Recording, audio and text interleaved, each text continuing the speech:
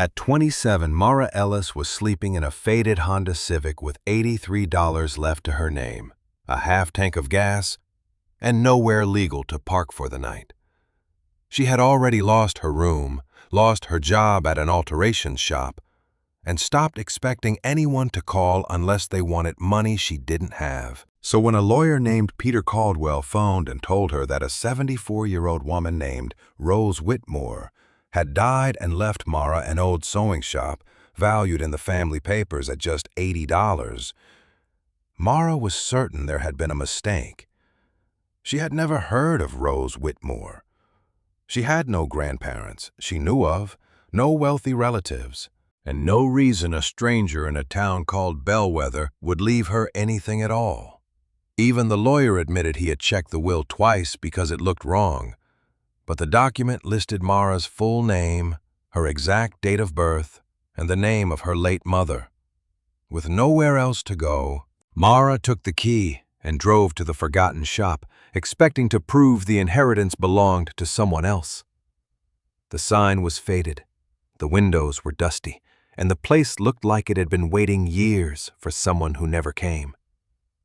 Then Mara found something behind an old fitting room curtain. A small blue child's dress sealed inside a garment bag. Hand-stitched into the collar were two initials and an age. L.E., age 8. Mara stared at them because her mother's name had been Laura Ellis, and before Mara could decide whether it was coincidence, the lawyer's final instruction came back to her. Give Mara the key. She'll understand once she sees the blue dress. The question was no longer whether Peter Caldwell had called the wrong woman.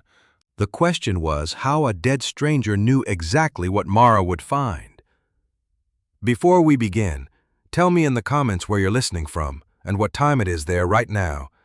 I always love seeing where these stories reach, and whether you're listening in the morning, during a quiet afternoon, or late at night. Wherever you are, I hope you have a peaceful and beautiful day ahead. And if you enjoy emotional stories about forgotten families, hidden legacies, and second chances, subscribe to the channel so you don't miss the next one.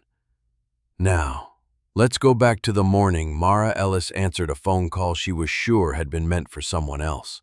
Mara Ellis woke before sunrise because the supermarket security truck had stopped 2 rows away from her Honda Civic. She sat upright too quickly, striking her shoulder against the window, then froze until the truck moved on. The inside of the car smelled faintly of cold coffee, laundry detergent, and the blanket she had been using for 3 weeks. Her phone showed 6:12 a.m., battery 24%. Bank balance $83.17. Fuel gauge just under half a tank. She had learned to measure mornings and practical facts.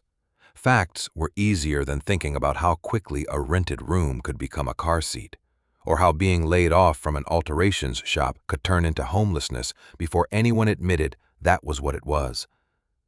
Mara folded the blanket, pushed it behind the passenger seat, and checked the parking signs. Overnight parking was prohibited after 7. She would have to move soon. Her phone rang before she started the engine. The number was unfamiliar. Mara almost ignored it. Then she thought of the staffing agencies where she had left applications and answered. Hello?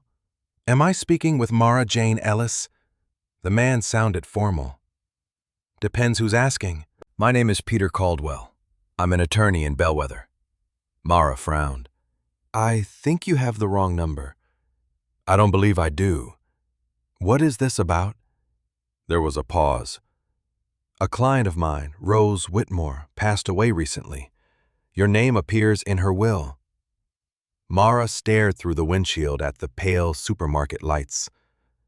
No, excuse me, you have the wrong woman. I thought that was possible when I first reviewed the document. I've never heard of Rose Whitmore. The will identifies you specifically. Mara gave a tired laugh. There are plenty of Mara Ellises. Mara Jane Ellis, born October 14, 1998. Her fingers tightened around the phone. Where did you get that? from Mrs. Whitmore's instructions? That proves nothing. Peter continued more carefully. The document also names your mother as Laura Ellis. Mara stopped breathing for a second. Very few people knew enough about her childhood to connect that name to her. My mother died when I was 6. I'm sorry. Who was this woman? That is one of the things I hoped we could discuss in person. Mara looked at the fuel gauge. Bellwether was 43 miles away according to the map Peter gave her. 43 miles cost gas. Gas cost money. Money currently meant food. Laundromats, and how many nights she could keep moving before the car became useless. What exactly did she leave me? A commercial property? What kind? A sewing and alterations shop? Mara closed her eyes. For a moment, the absurdity was almost funny. She had spent years hemming dresses, replacing zippers, shortening sleeves, and taking whatever hourly work she could find. Now a dead stranger had apparently left her a sewing shop. What's it worth? She asked. The transfer papers carry a symbolic family valuation of $80. Mara looked at the balance on her banking app again. $83.17. $80. That is not the market value. It's an old internal valuation attached to the property records. This sounds like a scam. I understand why you would think that. Peter gave her the address of his office and told her she was free to verify his name with the state bar before coming. That was the first thing Mara did. By 8:30 she was driving toward Bellwether. The town was smaller than she expected, with brick storefronts, narrow sidewalks, and faded signs that suggested businesses had been there longer than the people running them. Peter Caldwell's office sat above a pharmacy. He was in his early 50s, gray at the temples, wearing a navy suit that looked too expensive for Mara's wrinkled sweatshirt and jeans. He did not react to her appearance. She appreciated that. Before we go any further, Mara said, I want you to tell me if you're sure. Peter opened a folder. I'm sure this is the person named in the will. That isn't what I asked. He met her eyes. No. I am not sure why she named you. He verified her identification, then placed several documents on the desk. At the top was the property name, Whitmore Sewing and Alterations. Below it, in older paperwork, was the symbolic transfer value, $80. Mara shook her head. I don't know anyone named Whitmore. Mrs. Whitmore was 74. She owned the shop for most of her adult life. Did she have children? Not according to the information I was given for the estate. Then why me? Peter slid another page forward. That is the question I asked too. Mara read her own full name typed into the will. There was no spelling error, no middle initial mistake. Her date of birth was correct. Laura Ellis was named beneath it.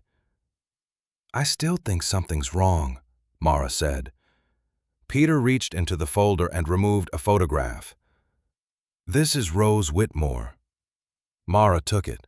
The woman in the picture stood outside an old storefront beneath a striped awning, one hand resting on the doorframe. Gray hair, sharp cheekbones, serious eyes. Mara had never seen her before. She was certain of that. And yet something about the face made Mara look twice. I don't know her, she said quietly. Peter nodded. There is one more thing. He placed a brass key on the desk. Mrs. Whitmore left a written instruction specifically for you. Mara looked at the key. What instruction? Peter read from a card clipped inside the file. Give Mara the key. She'll understand once she sees the blue dress. Mara slowly looked up. What blue dress? Mara left Peter Caldwell's office with the brass key in her pocket and the uneasy feeling that she had agreed to something without actually agreeing to it. Peter had explained that taking the key did not prevent her from refusing the inheritance later, which was the only reason she accepted it. Whitmore Sewing and Alterations was 6 blocks away on Main Street. Mara drove because everything she owned was still packed inside the Civic. She found the shop between a narrow furniture repair storefront and an empty bakery. The faded sign above the windows read, Whitmore Sewing and Alterations at 1968. Dust filmed the glass. One corner of the striped awning had collapsed. If Rose had intended this place as a gift, she had possessed a strange sense of generosity. Mara tried the key. The lock resisted before turning with a hard click. A small bell sounded when she pushed open the door. The air inside smelled of dust, fabric, and old wood. 3 sewing machines occupied a long counter near the windows. Bolts of cloth stood in crooked rows against one wall. A mannequin leaned beside a fitting room curtain with one arm missing. Mara stepped farther inside. "Blue dress," she muttered. She searched the racks first. There were unfinished trousers, jackets awaiting buttons, and garments protected beneath yellowing plastic, but no blue dress. She checked drawers and cabinets, increasingly irritated by the certainty in Rose's message. She'll understand. Mara understood nothing. A sound at the front door made her turn. A man stood just inside, carrying a tape measure and a mug. He was around 30, broad-shouldered, with sawdust on his dark work shirt. "Sorry," he said. "I saw the door open. Are you with the estate company?" "No." "Cleaning the place out, apparently. I own it." His eyebrows rose. "You own Rose's shop?" "That's what a lawyer told me an hour ago." He glanced around as though expecting someone else to appear. "I'm Jonah Reed. I run the furniture repair shop next door." Mara Ellis, something flickered across his face, but it was surprise rather than recognition. "Rose left this to you?" "Supposedly. I didn't know she had family." Mara gave a humorless smile. "She didn't. At least, not me. I'd never heard her name until this morning." Jonah leaned against the doorframe. "Then that's strange. Thank you. I was worried I was being unreasonable." He almost smiled. Rose could be private enough to leave property to strangers, apparently. Mara asked whether he knew anything about a blue dress. Jonah thought for a moment, then shook his head. "She had thousands of garments come through here. The lawyer said she expected me to recognize one. Then she probably had a reason." Mara disliked how everyone spoke as though Rose's reasons would eventually become obvious. "Did she ever mention me?" "Not that I remember." That answer was strangely reassuring. At least one person in Bellwether did not seem to know more about Mara's life than she did. Jonah returned next door, leaving her to inspect the rest of the building. The practical problems became obvious quickly. The front room had electricity, but 2 bulbs were dead. The sink in the rear workroom leaked whenever she turned the tap. When Mara adjusted the thermostat, nothing happened. She found an old space heater in a cabinet, plugged it in, and immediately tripped a breaker. Perfect. Behind the workroom was a tiny office with a battered desk and a narrow storage area. There was no proper bedroom, but an old upholstered bench near the fitting rooms was longer and flatter than the driver's seat of her Civic. Mara stood looking at it. She had spent the previous night afraid supermarket security would knock on her window. Whatever else this place was, it had walls, a roof, and a door she could lock. For tonight, that was enough. She drove to a discount store, spent $11 on bottled water, bread, peanut butter, and a cheap blanket, then returned before dark. The purchase reduced her bank balance enough to make her stomach tighten, but refusing an indoor place to sleep because the inheritance made no sense would have been pride she could no longer afford. As evening settled over Main Street, Mara searched again for the blue dress. She checked beneath the cutting tables, inside cardboard boxes, and behind stacked rolls of fabric. Nothing. Finally, while pulling the blanket from its packaging, She noticed that the fitting room curtain did not hang flush against the back wall. Something bulky was wedged behind it. Mara pulled the curtain aside. A garment bag hung from a hook she had missed earlier. Unlike everything around it, the bag had been carefully zipped shut. Her heartbeat quickened. She lifted it from the hook and laid it across the cutting table. The zipper caught halfway before opening. Inside was a child's dress made from faded blue cotton. It was small enough for a girl of 7 or 8. The workmanship was careful but imperfect, with tiny uneven stitches along one sleeve. Mara touched the fabric. She had no memory of owning anything like it. No sudden recognition came. No explanation. "I don't understand," she whispered. She lifted the dress to examine the seams, falling automatically into the habits of her old alterations job. The hem had been repaired by hand. The collar had been reinforced twice. When Mara turned it over, she noticed lettering stitched into the inside neckline with pale thread. 2 initials, a number. She carried the dress beneath the strongest light and read them again. L.E. age 8. Mara's fingers went still against the collar. She knew initials proved almost nothing. Thousands of people could have those letters. But Peter's voice returned to her. She'll understand once she sees the blue dress. Mara stared at the tiny stitches until her eyes hurt. Her mother's name had been Laura Ellis. Mara slept badly on the upholstered bench, waking every few hours to the sight of the blue dress resting on the cutting table.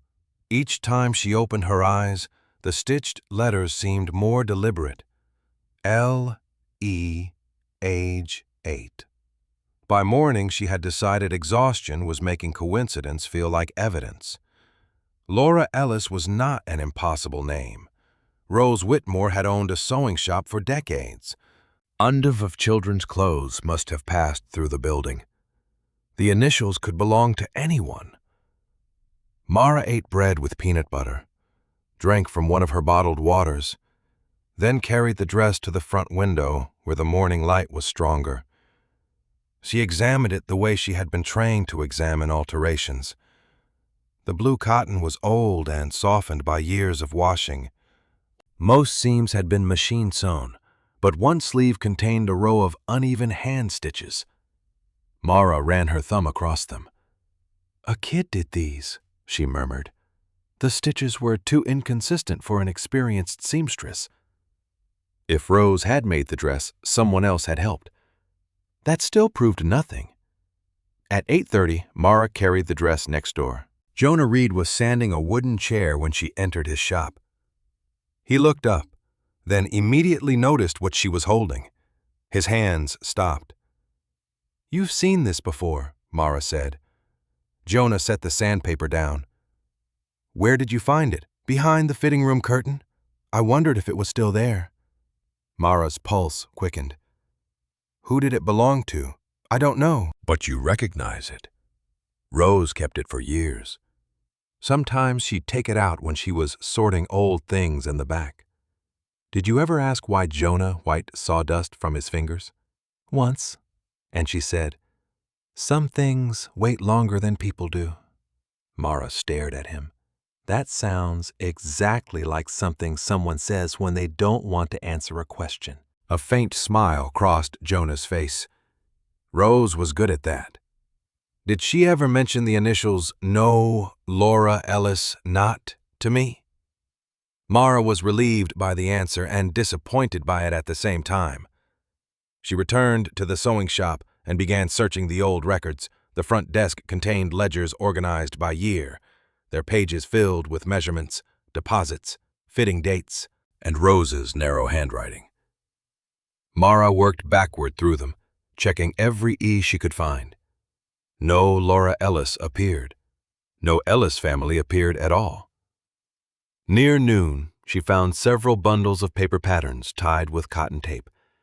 She almost ignored them until she noticed pencil writing on the top pattern. L.E. school dress. Mara untied the bundle. Another pattern read L.E. winter coat. Another L.E. age 10. Another simply said L.E. summer.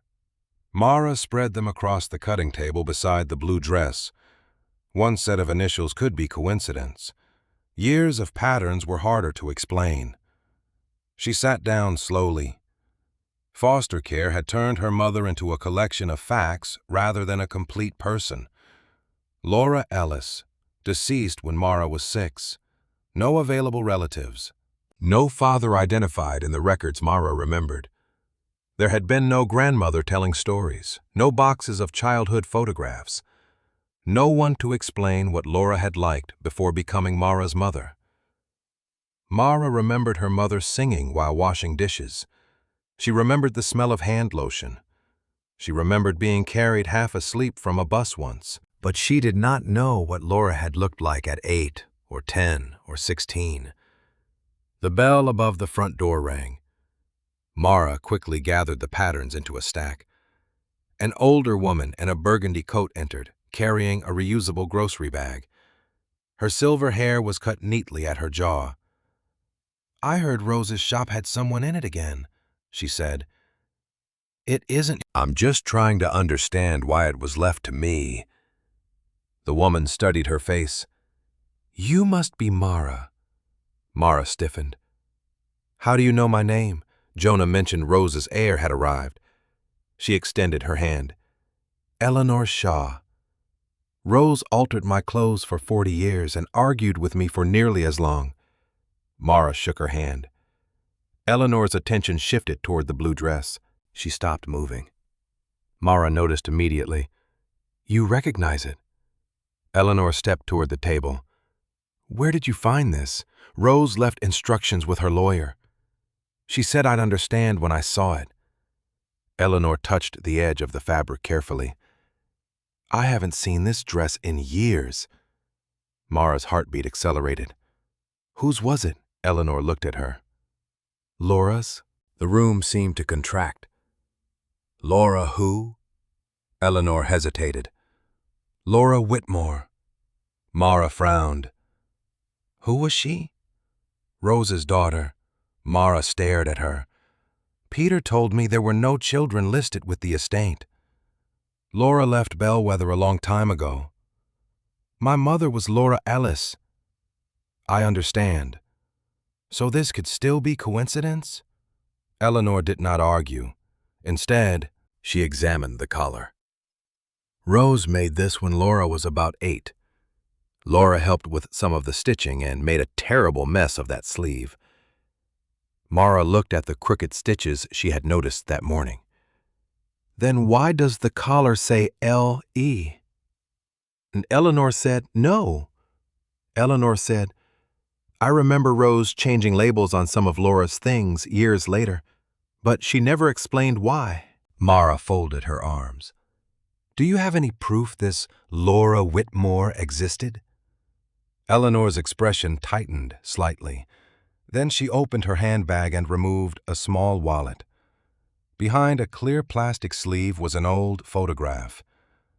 "I keep this because Rose and I were friends for most of our lives." She slid it free. 3 people stood outside the sewing shop beneath the old, striped awning. Eleanor was younger. Rose stood beside her. Between them was a teenage girl with dark hair and a narrow face, caught in a half smile. Mara took the photograph. For several seconds, she could not speak. The girl's eyes were familiar. So was the shape of her mouth and the slight tilt of her head. Mara had seen those features in the few memories she still carried of her mother. More unsettlingly, she saw pieces of them every morning in the mirror. "That's Laura Whitmore?" she asked. "Yes." Mara looked from the photograph to the blue dress and then back again. Her mother had been Laura Ellis. This girl was Laura Whitmore.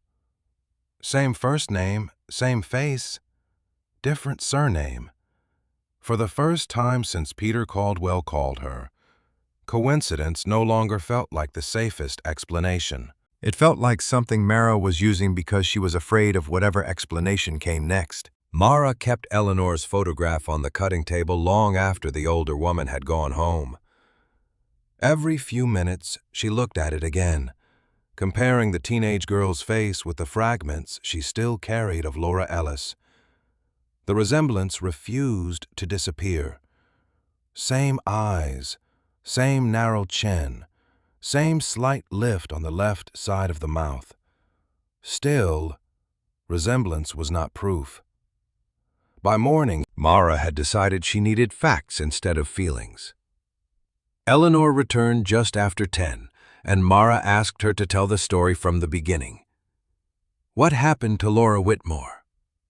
Eleanor sat across from her at the cutting table. She wanted out of Bellwether. Rose wanted her to stay. Stay and do what? Take over the shop, eventually? Mara glanced around at the machines, and Laura didn't want that. Not then. Eleanor explained that Laura had grown up behind the counters, sorting buttons, sweeping thread from the floor, and learning to sew because Rose considered it as basic as learning to read. By 18, Laura wanted college, travel, anything that did not involve spending the rest of her life under the Whitmore sign. Rose heard rejection where Laura meant independence. Laura heard control where Rose believed she was offering security. They fought badly. Eleanor said, "Bad enough that Laura left at 19 and never came back, not while I knew Rose." Mara folded her arms. Did Rose look for her? Eleanor's expression tightened. At first, Laura wrote occasionally, then less, eventually almost nothing.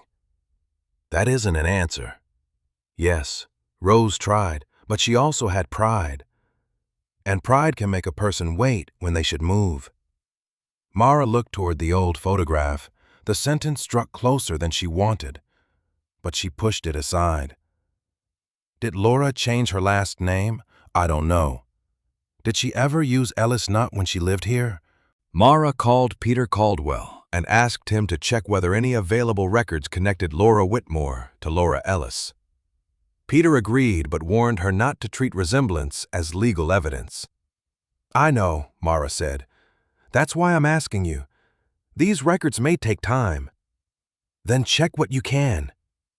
She ended the call more sharply than necessary. Waiting had begun to feel dangerous. Mara returned to the shop records and photographs. Eleanor showed her where Rose kept old albums in the office cabinet. Most contained ordinary moments, storefront decorations, customers in wedding dresses, rows beside repaired machines, neighborhood children gathered for holiday events. Laura appeared again and again. At 9, holding the blue dress. At 12, sitting beneath the cutting table with pins stuck into a cushion around her wrist. At 16, rolling her eyes while Rose measured a hem. Mara studied each image as if she could force memory to confirm something. Then she found a close photograph of Laura at about 17. Her hair was pulled away from her face. Above her right eyebrow was a small pale scar. Mara's hand went still. She remembered that scar. Not from a photograph, from childhood, when Mara was little. She sometimes touched the thin line above her mother's eyebrow and asked how she got it. Laura always gave a different answer. Fell off a bicycle, fought a dragon, lost an argument with a kitchen cabinet. Mara had forgotten most of the stories, but not the scar. Her chest tightened. She sat down hard. Jonah came in a few minutes later carrying a replacement handle for the leaking sink. He noticed her expression. What happened? Mara slid the photograph toward him. That scar. Jonah looked. What about it? My mother had the same one. He did not offer false certainty. That sounds important. It sounds impossible. Those aren't the same thing, Mara almost laughed. You always talk like this. Only when I'm times and trying not to make things worse. He repaired the sink while Mara continued sorting photographs. For a while, the ordinary sound of tools helped. Then a sharp crack came from the back room. Water rushed beneath the door. Jonah. They both moved at once. An old pipe connection behind the workroom wall had split. Water sprayed across stacked boxes and pooled beneath the shelving. Jonah shut off the main valve while Mara dragged boxes away from the spreading water. For nearly an hour they worked side by side, carrying fabric bolts, ledgers, and cardboard cartons into the front room. Several boxes were already soaked along the bottom. Mara knelt on the floor separating damp papers before the ink could run. "This place is trying to kill me," she said. "It's making a strong first impression. You think Jonah moved a heavy cabinet away from the wet wall so they could dry behind it?" The cabinet scraped across the floor, revealing a narrow section of paneling Mara had not noticed before. Something metal caught the light. "Wait." She crouched. Built into the wall behind where the cabinet had stood was a shallow wooden drawer. Barely wider than a ledger book, a small brass lock held it shut. Unlike everything around it, the drawer looked intentionally protected. Mara wiped dust from the front. A single name had been carved into the wood. Laura. Jonah crouched beside her. "That seems specific." Mara touched the letters. Rose hid it behind a cabinet. She pulled once at the handle. Locked. "Can you open it?" "Not without damaging it." "Then we find the key." Mara stared at the drawer. The blue dress had led to a name. The name had led to a face. The face had carried the same scar as her mother, and now, hidden inside the forgotten sewing shop, Rose Whitmore had preserved an entire locked drawer for Laura. Mara sat back on her heels, no longer able to pretend the connection was accidental. Whatever Rose had kept from her daughter was still inside. Mara spent most of the next morning searching for a key small enough to fit the locked drawer marked Laura. She checked the front desk, the office cabinet, every hook beneath the cutting tables, and the jars where Rose had stored buttons, pins, and broken zipper pulls. Jonah came in twice to ask whether she had found anything. Both times Mara shook her head. By noon, frustration had turned into something sharper. The drawer had become proof that Rose had kept something specifically connected to Laura. And Mara hated that a piece of metal no larger than her thumbnail stood between her and the answer. "Where would a seamstress hide a key?" Jonah asked. Mara looked around the shop. Somewhere obvious enough that she'd remember it. Her eyes landed on the old wooden sewing box beneath Rose's main machine.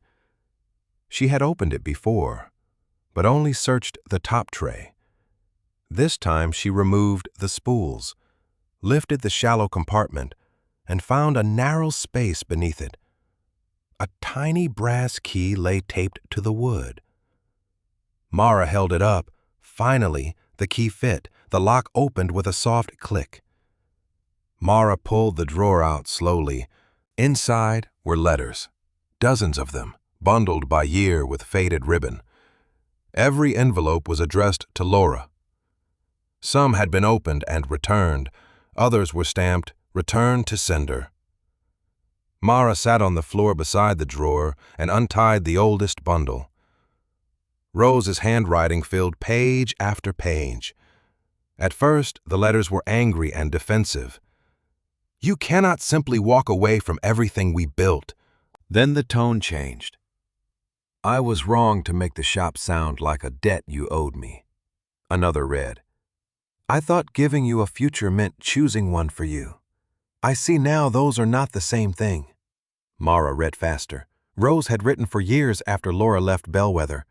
Birthdays, holidays, ordinary Tuesdays. Some letters asked only whether Laura was safe. Others apologized again. Several included money orders that had been returned untouched.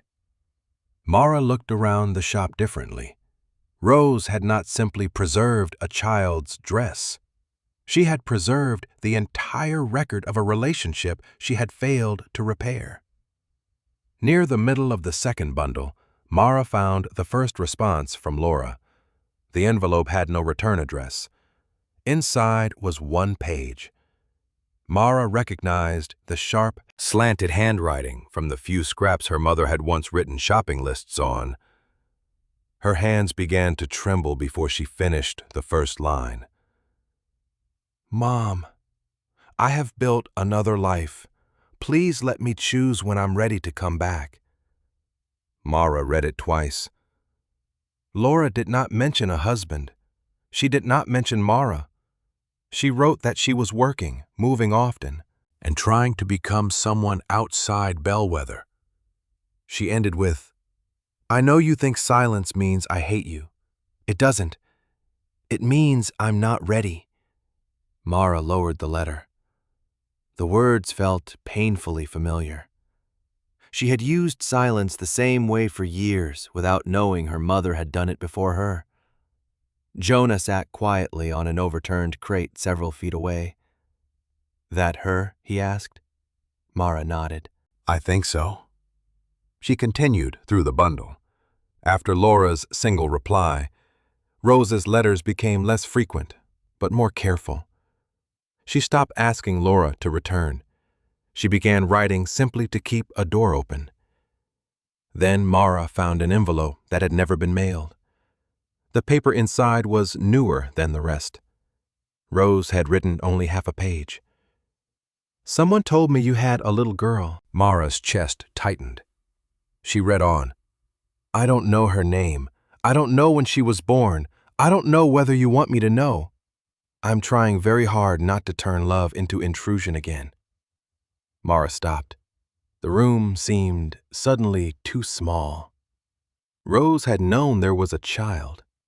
Maybe not Mara specifically, not yet, but enough to know Laura had become a mother. "Keep reading," Jonah said softly. Mara gave him a look. "You don't have to tell me what to do. I know." She looked back at the page. Rose wrote that she had heard the information through someone who had once known Laura outside Bellwether, but the details were uncertain. She asked herself whether reaching out would help or only repeat the same mistake. The letter ended without a signature. Mara folded it slowly. "So she knew," Mara said. "At least that Laura had a daughter. Looks like it. And she still did nothing?" Jonah did not answer. Mara returned to the drawer. Beneath the letters was a thin newspaper clipping, yellowed along the edges. The headline concerned a minor community fundraiser in another town. Mara almost ignored it until she saw the name printed beneath a photograph. Laura Ellis.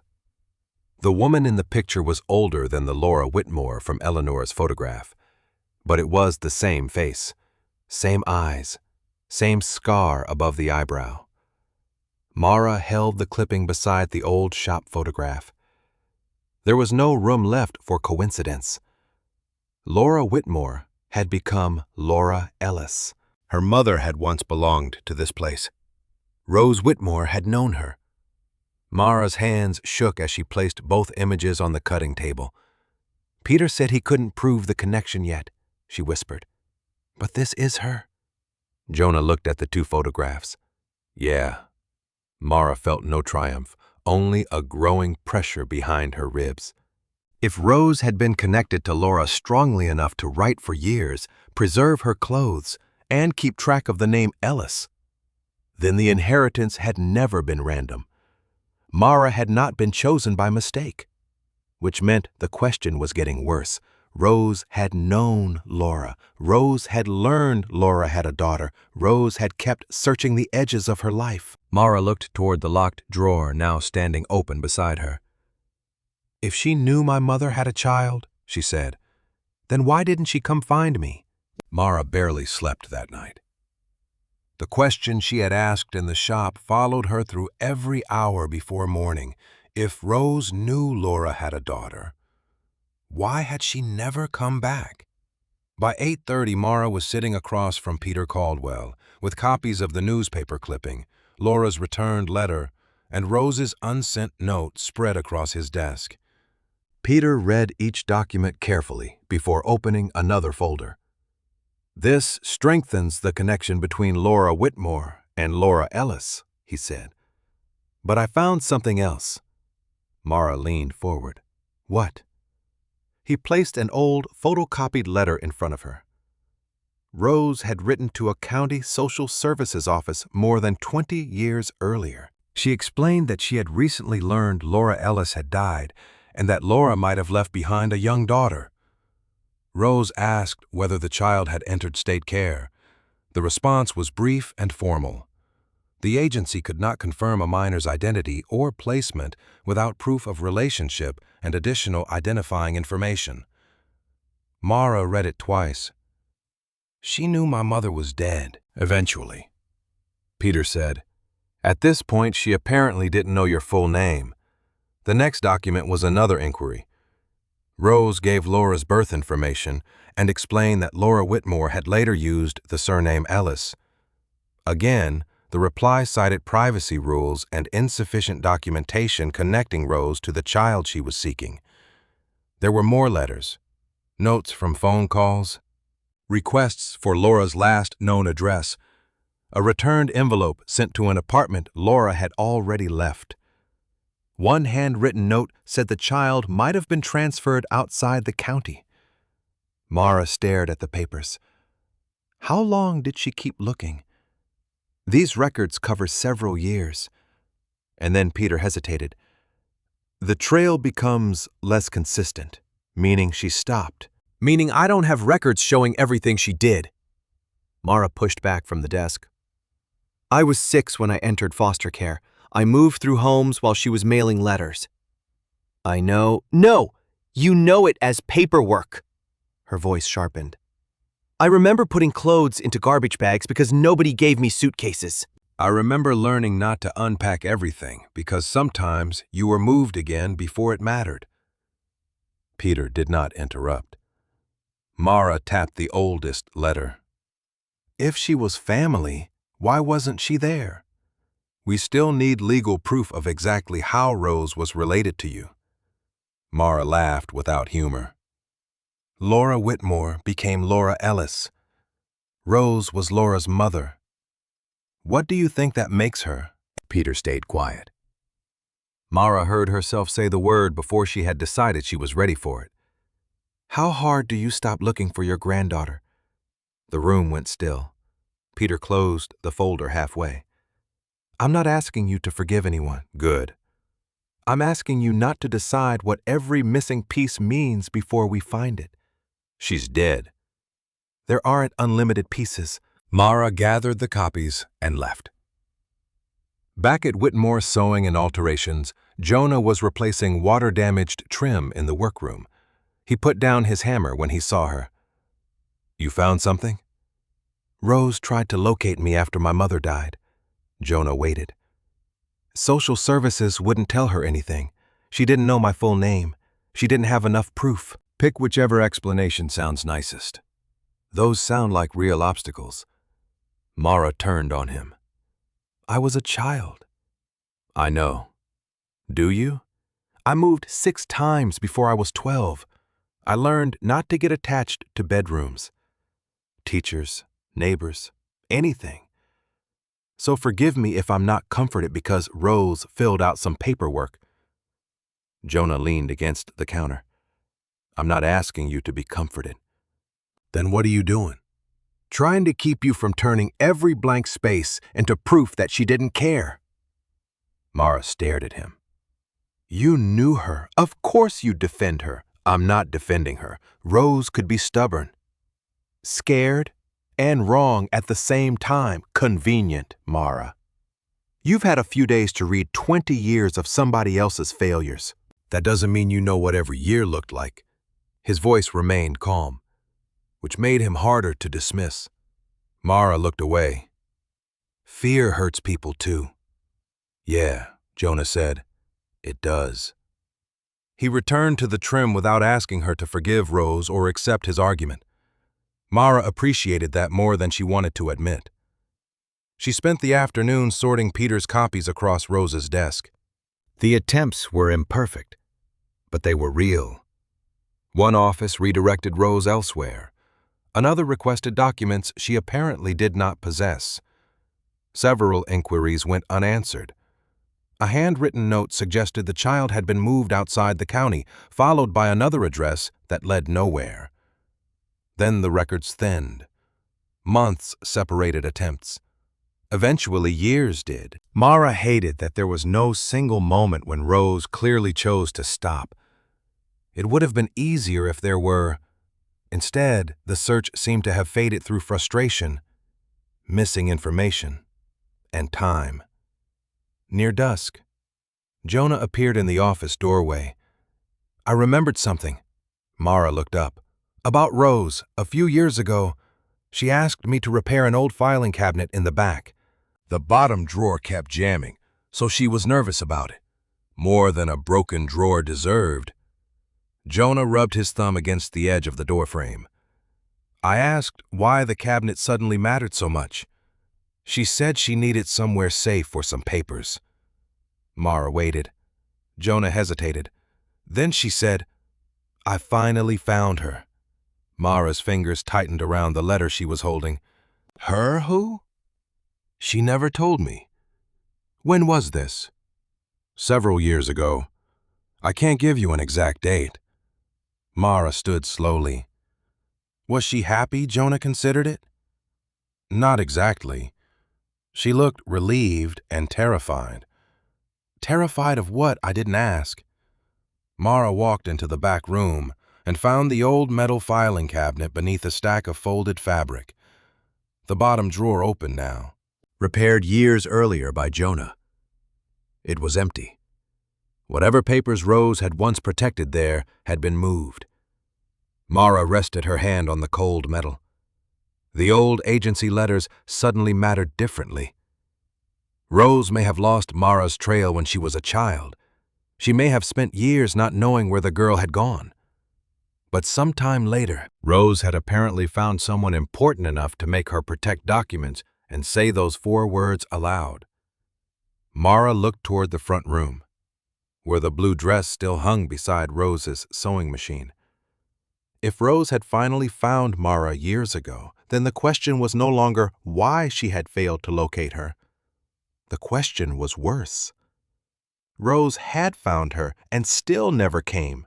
Mara returned to the shop after dark and went straight to Rose's office. The repaired filing cabinet stood beneath the shelves exactly where Jonah had shown her, its bottom drawer empty. If Rose had once stored papers there after saying, I finally found her, then those papers had gone somewhere else. Mara searched methodically. She checked the desk, the wall cabinet, old receipt boxes, and the metal cash drawer beneath the counter. Near midnight, she found a narrow envelope wedged behind the back panel of Rose's desk. Her own name was written across it. Mara Jane Ellis. Her hands went cold. Inside was not one letter, but several drafts, all addressed to her. The earliest began, My name is Rose Whitmore. You do not know me, but I knew your mother. Another started, I believe I may be someone you have wondered about. A third never made it beyond. There is something I should have told you years ago. None had been mailed. Mara spread them across the desk. Each one carried a different date, months apart. Rose had not simply found her once. She had sat in this room again and again, writing introductions she could not finish. Mara read faster, anger building with every page. One draft contained details Rose could only have learned after locating her Mara's workplace at the alteration shop, an apartment address, even the name of a neighborhood where Mara had lived 2 years earlier. Rose had known where she was. She had known enough to send a letter. So why didn't you? Mara whispered. The next morning, Jonah found her asleep with her head on Rose's desk and the letters scattered around her. He quietly set a cup of coffee nearby. Mara woke and immediately reached for the papers. She found me. Jonah looked at the addresses. Looks like it. Years ago. Yeah. She knew where I worked. Mara pushed one letter toward him. She knew where I lived. Jonah read only the first few lines before setting it back down. "I'm sorry. Don't be. I'm not apologizing for her." Mara stood. "Good, because I'm done hearing explanations for why everyone was too scared to show up." She gathered the letters and walked to Eleanor's house. Eleanor let her in without questions, but her expression changed when Mara placed the drafts on the kitchen table. "Did you know about these?" Mara asked. Eleanor read the first envelope. "No." "Did you know Rose found me?" Eleanor hesitated. "I knew she believed she had." "That's not the same answer.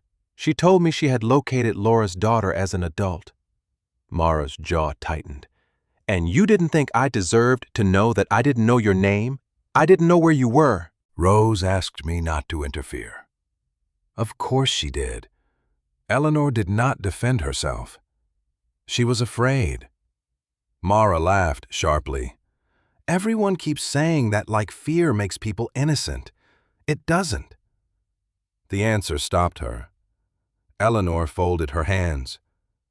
"Rose was afraid, and her fear hurt you. Both things can be true." Mara looked down at the letters. What was she afraid of? Becoming to you what she had been to Laura, her mother, someone who arrived with expectations. Eleanor explained that Rose had spent years regretting how hard she pushed Laura toward the shop. When she finally found Mara, she was terrified that introducing herself as family would be another form of claiming something she had not earned. She thought she had already failed one young woman by deciding what was best for her. Eleanor said, "She didn't want to walk into your life and do it again." Mara's eyes burned. "So instead, she did nothing." Eleanor nodded slowly. "Yes, the agreement hurt more than an excuse would have." "Fear can become cowardice," Eleanor added. Rose knew that too.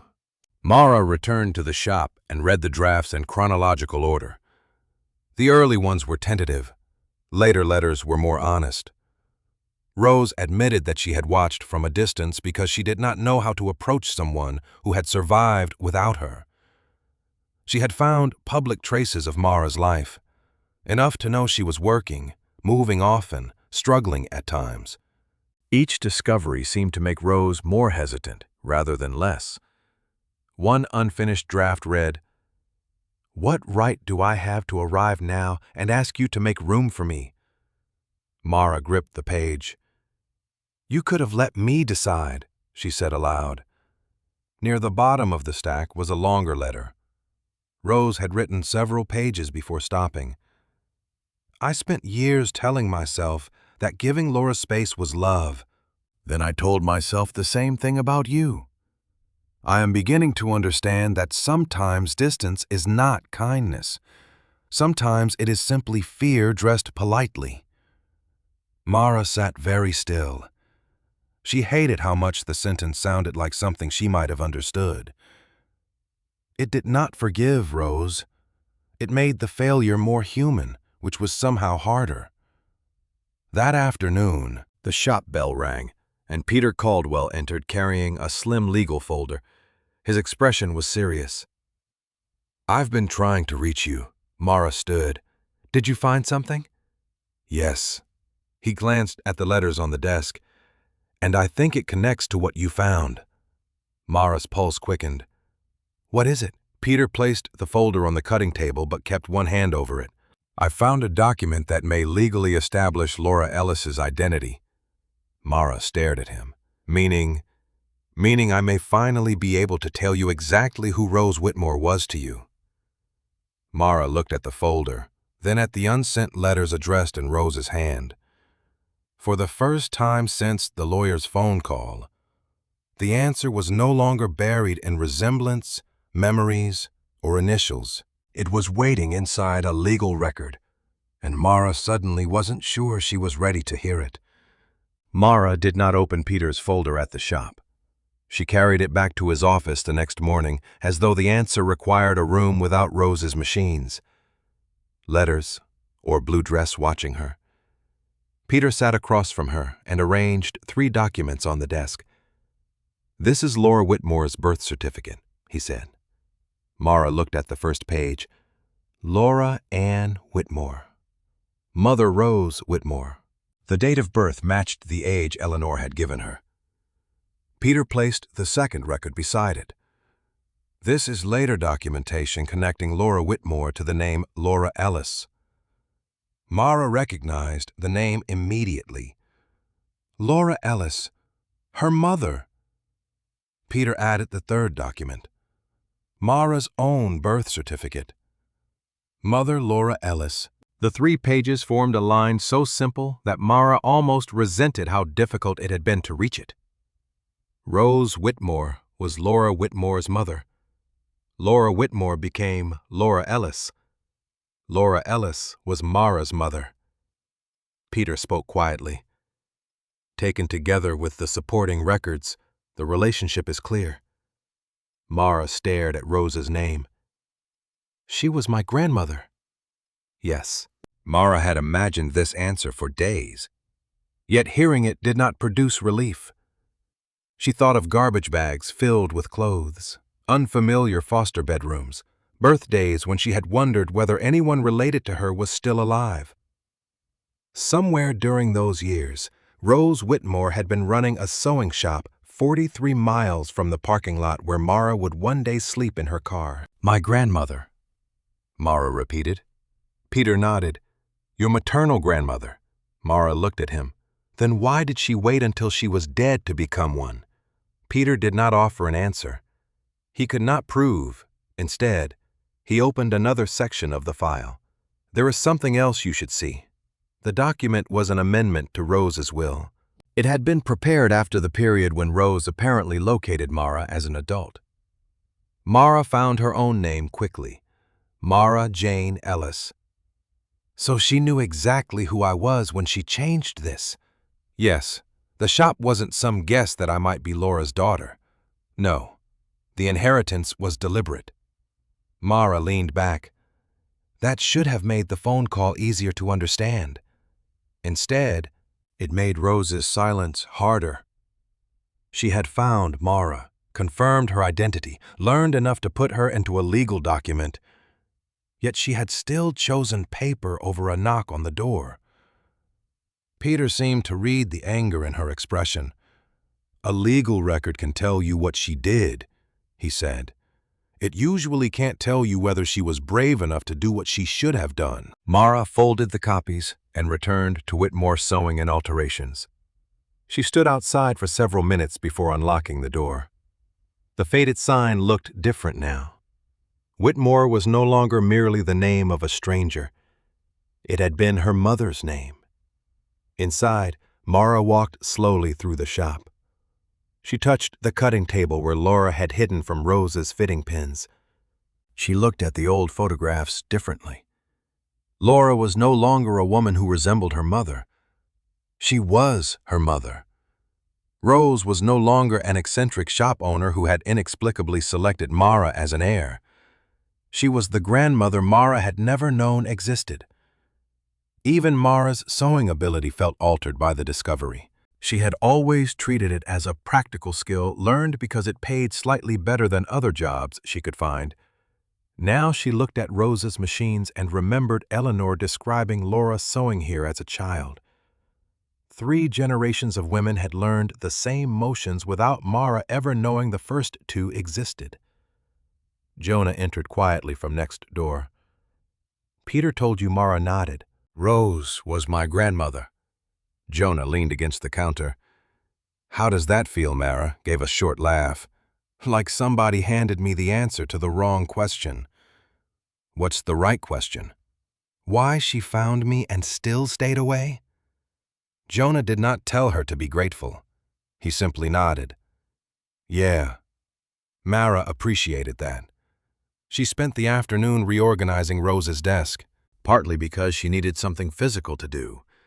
At the bottom of the wooden sewing box where she had found the key to Laura's drawer, she noticed that the lining lifted at one corner. Beneath it was a shallow compartment. Mara pulled out a small cloth pouch. Something hard shifted inside. She opened it over the cutting table. Buttons spilled across the wood. Old fabric-covered buttons, each handmade, each slightly different. Mara began counting without knowing why. 10, 23, 47, 68, 80, exactly 80. Beneath them was a folded piece of paper. Rose's handwriting covered the front. Laura's first $80. Mara stared at the words. The amount matched the strange, symbolic valuation in the inheritance papers. She called Eleanor. The older woman arrived 20 minutes later and smiled sadly when she saw the buttons. I wondered if Rose still had those. What are they, Laura? Made them when she was 8. Eleanor picked up one crooked button. Rose was teaching her how to cover buttons properly.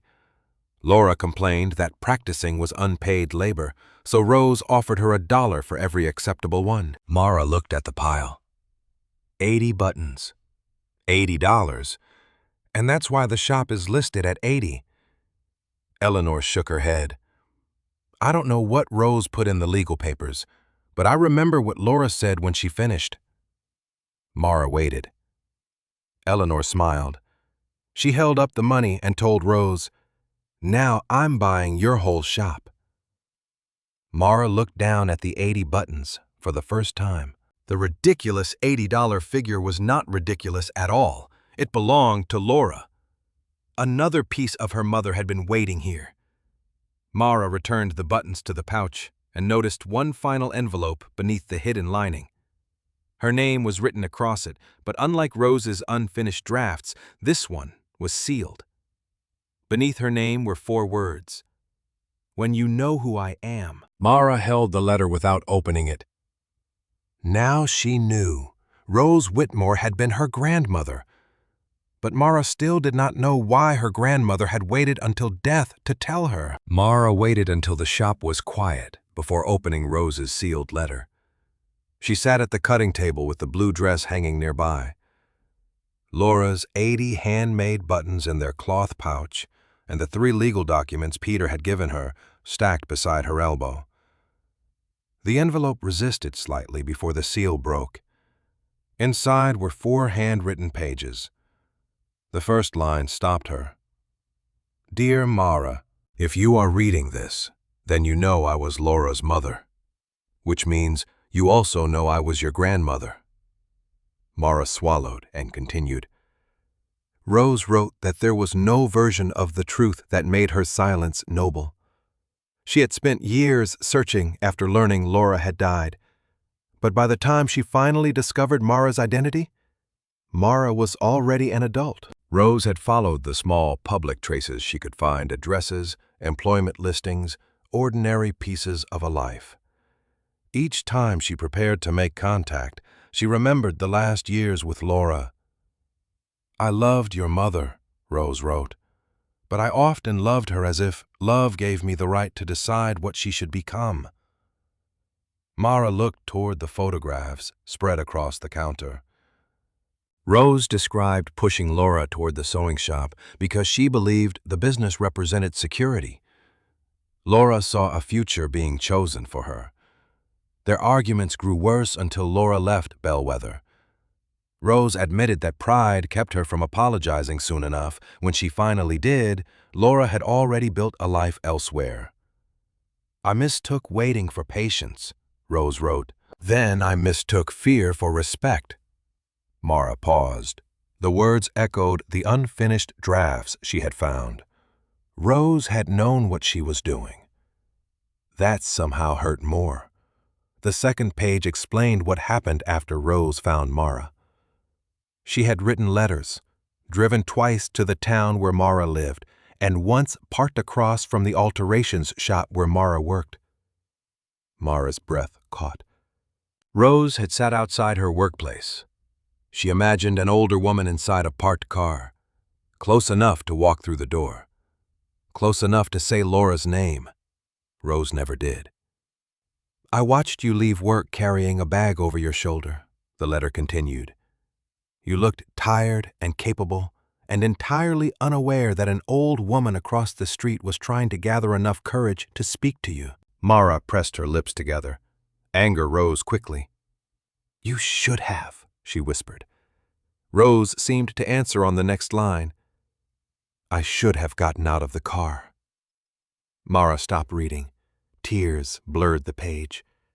She stood, paced to the front window, then returned. Rose did not ask forgiveness. She wrote that every month of delay made the introduction harder. How could she say she was Mara's grandmother after missing Mara's childhood? How could she explain that she had searched and failed, then finally succeeded and still remained silent? Shame became another reason to wait. By the time I understood that I was repeating my oldest mistake, I had created years of silence with you too. Mara wiped her face angrily. Jonah appeared at the connecting doorway but did not enter. "You okay, no?" He nodded once. "Want me to stay?" Mara looked at the letter. "Just sit somewhere." Jonah pulled a chair near the front counter, far enough away to give her privacy. Mara returned to the third page. Rose explained the shop. She had considered selling it, but every room contained Laura. The blue dress, the patterns, the cutting table Laura hid beneath, the sewing box, the 80 buttons. Leaving the property to Mara was not intended as payment for absence. There is no property valuable enough to compensate a child for family that did not arrive. Rose wrote, "The shop is not my apology. It is your mother's history. I have no right to take that history with me." Mara covered her mouth. For days, she had thought the inheritance was Rose's final attempt to force herself into Mara's life. Instead, Rose had tried to separate the gift from forgiveness. The final page was shorter. Rose wrote that Peter had questioned whether leaving the shop without explaining everything immediately was wise. Rose insisted Mara should discover Laura before learning Rose's relationship to her. Not because Rose wanted another mystery, but because she feared being remembered only as the grandmother who failed. She wanted Mara to meet Laura first, the stubborn 8-year-old who demanded payment for making buttons, the teenager who hated fittings, the young woman who wanted a life beyond Bellwether. "Your mother was more than the woman you lost at 6, Rose wrote. "She was here before you, and pieces of her are still here for you." Mara looked around the shop for the first time since arriving. She understood why Rose had preserved so much. Not to trap Laura in the past, to leave Mara something foster care had never been able to give her before. Mara reached the final paragraph. "I cannot ask you to love me. I cannot ask you to forgive me. I can only leave the door unlocked after spending too many years afraid to knock on yours. Whatever you do with this shop, let it be your choice. That is the lesson your mother spent her life trying to teach me." Mara lowered the pages. Jonah waited silently. After a long time, Mara said, "She knew she was wrong." "Sounds like it. That doesn't fix it. No, I'm still angry. You can be." Mara folded the letter carefully. She did not forgive Rose. Not yet. Perhaps forgiveness was not a single decision anyway. But something inside her anger had shifted.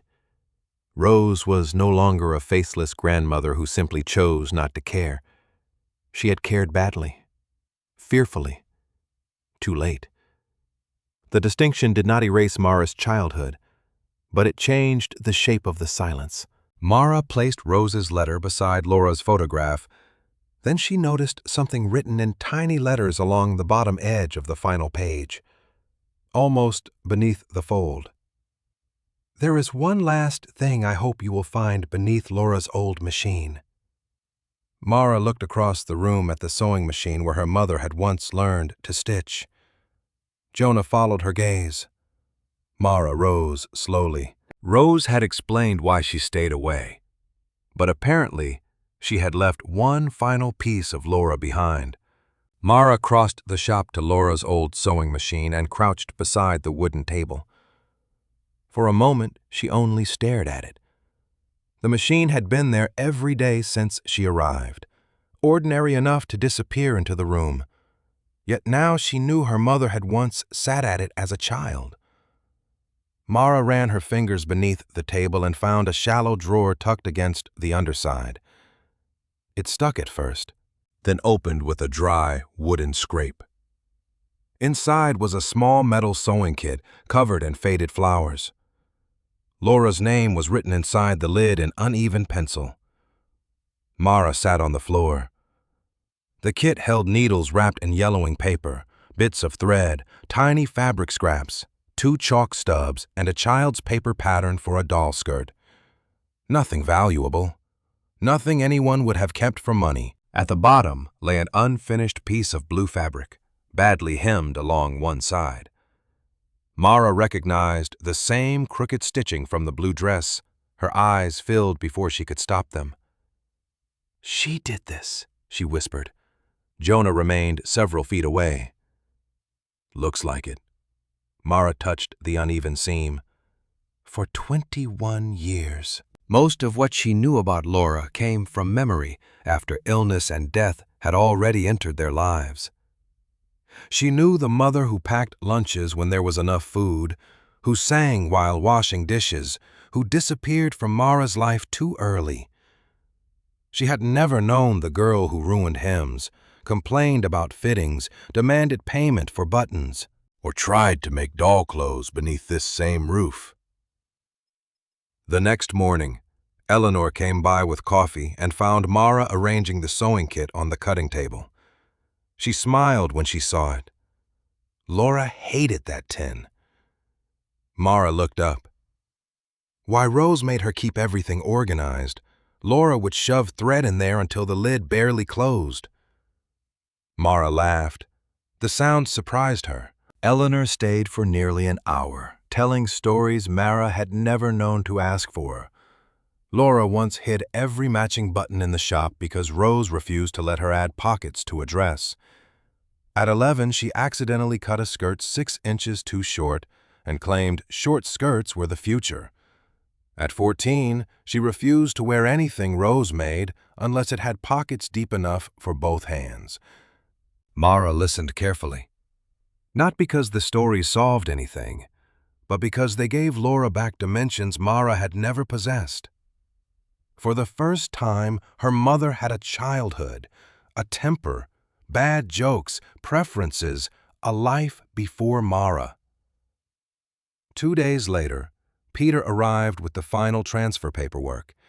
He placed the documents on the cutting table beside Rose's old ledger. "Once you sign these, the property is fully yours." Mara glanced toward the front windows. "And if I sell, you can—" "There's already a local buyer interested in the building." Mara looked around the shop. The roof still needed work. The plumbing had barely survived one broken pipe. The front sign was faded. She had almost no money. Selling would be the sensible choice. Peter seemed to understand the hesitation. "You don't owe Rose a business," he said. "I know. And you don't owe the building a future." Mara touched the edge of Laura's sewing kit. "I know that too." She signed the papers anyway, not because she wanted to preserve the shop exactly as Rose left it. That would turn the place into another obligation. Instead, Mara made a different decision. She would reopen only part of it at first. Alterations, repairs, mending, work she already knew how to do. Jonah helped repair the front counter and stabilize the old shelving, but Mara chose what stayed and what went. She cleared damaged fabric, scrubbed the fitting rooms, repaired the best sewing machine, and moved Laura's old table near the front window. The original sign remained Whitmore Sewing and Alterations beneath it. Mara added 3 smaller words: repairs, alterations, mending. When Peter processed the symbolic family transfer, the old figure appeared again. $80. Mara stared at it and thought of Laura's 80 fabric buttons. She had arrived in Bellwether with $83.17 in her bank account and nowhere legal to sleep. After weeks of food, gas, and basic supplies, the exact amount no longer mattered. But she kept 3 $1 bills from the cash she had carried that first day. She folded them into a small envelope and placed it inside the drawer with Laura's sewing kit. Not because $3 were lucky, because once, Mara had believed money was the only measurable proof that she had anything left. Now the shop was still imperfect, the future uncertain, and she still had more work than security. But she had a name connected to other names, a history, a place where her mother had existed before loss defined her, before reopening. Mara framed the 80 fabric buttons and mounted them behind the counter. Customers would probably assume they were decoration. Mara preferred it that way. The meaning did not need explaining to everyone.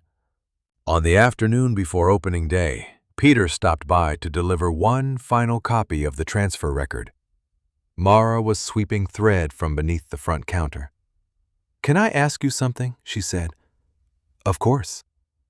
"When you called me that morning, did you actually think you had the wrong woman?" Peter smiled slightly. "For about 5 minutes." Mara leaned against the counter. "What changed your mind?" Rose's instructions, the blue dress, before that. Peter reached into his folder and showed her a photocopy of Rose's handwritten note attached to the will. One line had been underlined twice. "There is no mistake. Mara Ellis is the heir." Mara read it slowly.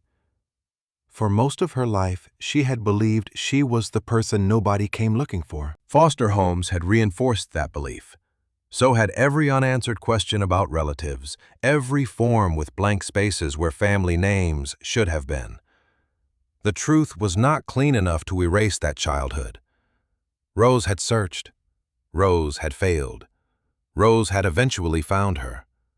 Rose had been afraid. Rose had waited too long. None of those facts canceled the others. But one thing was finally clear. When Rose wrote Mara's name into the will, she had not made an administrative mistake. She had chosen her deliberately. That evening, Mara stood alone in the shop after Jonah and Eleanor left.